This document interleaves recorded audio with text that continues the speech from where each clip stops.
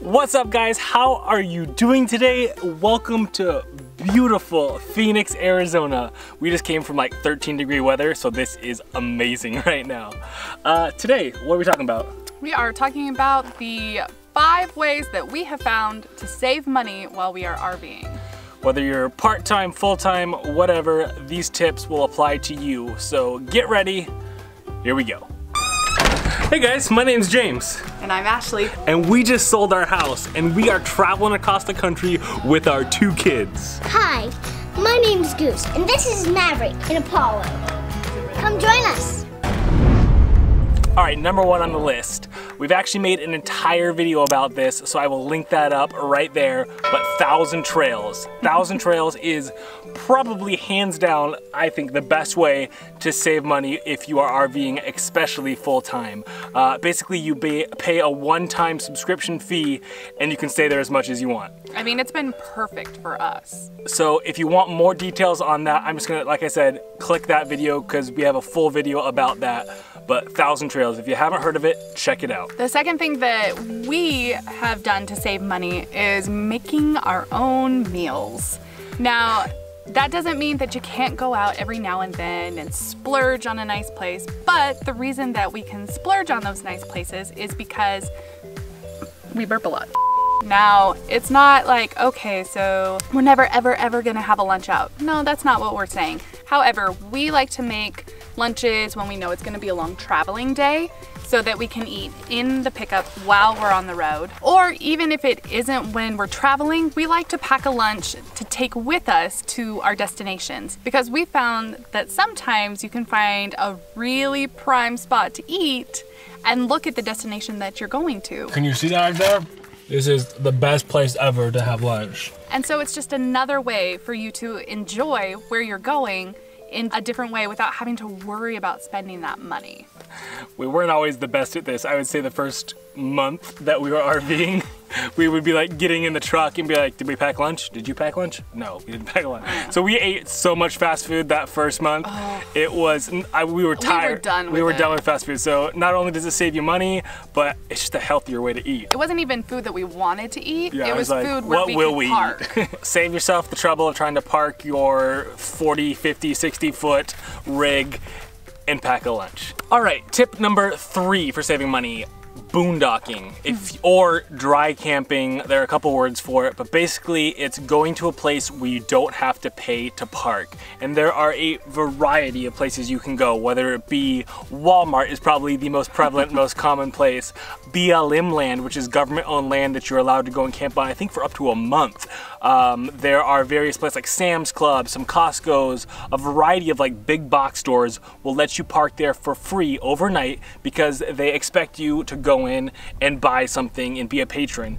Now, we already went to Walmart all the time because it was like the best parking lot for pulling your big rig into. And so the fact that you could just camp there is great. We've done it a handful of times at Sam's Clubs and some other places because on a traveling day where we're trying to get from point A to point B, we don't want to stop and pay $30 or $40 to camp for 8 hours and then pack up and leave the next day. So instead, pull into a Walmart, put out the slides. It doesn't even have to be a Walmart or a Sam's Club or Costco or whatever. It could even be a rest stop. Yeah, we did it at a truck stop / rest stop on our way to the Grand Canyon. No, on our way to Las Vegas. Las Vegas, okay. So yeah, you can park anywhere and you're not gonna have power. Granted, if you have a generator, you could run the generator for a little bit and use that. I wouldn't run it all the time because that's disrespectful. You know, be polite when you're at these places because if we are rude and abuse this privilege, they're gonna start revoking them. In fact, some Walmarts have already done that.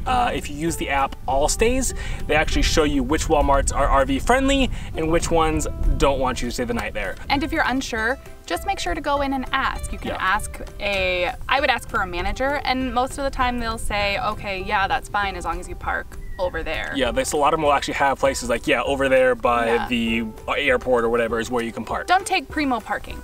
Yeah, don't park front row with your taking up the whole row. I mean, come on. All right, tip number 4, what do you got? Tip number 4, something that we learned a little late.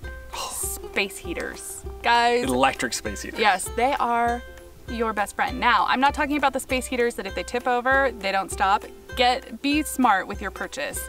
Spend that little bit of extra money, find the ones that have the thermostat, and that if they tip over, they stop. You don't have to buy the bottom or the most expensive at the bottom, but go in that mid-range. Exactly, which is exactly what we did. We have our electric fireplace for the main room. Which I totally thought was a gimmick, right? We were like, ugh, a fireplace. Who needs that? Yeah, I was like, I wish they had more storage. This is ridiculous. And then when it got cold, we were like, hello, fireplace.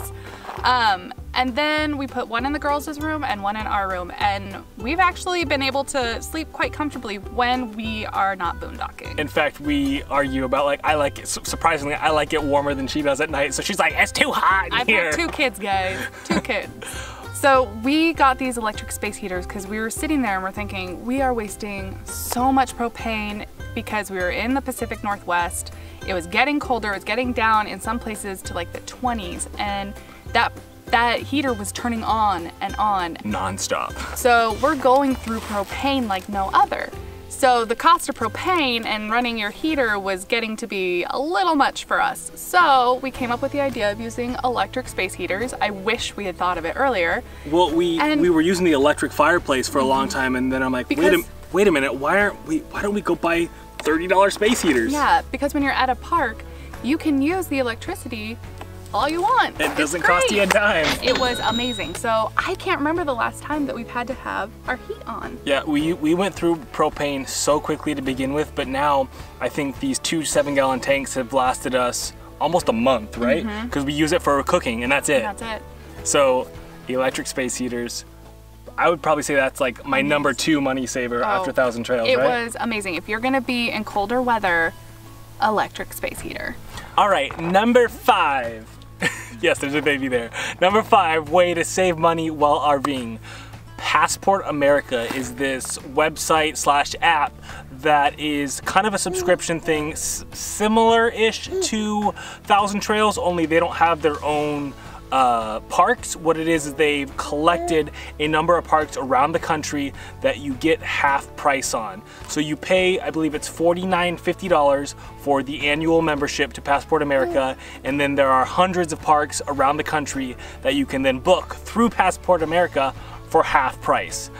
Do your research though, because they vary from super expensive parks to super cheap parks, but this way you could get a nice $50 park for 25 bucks a night. Yeah.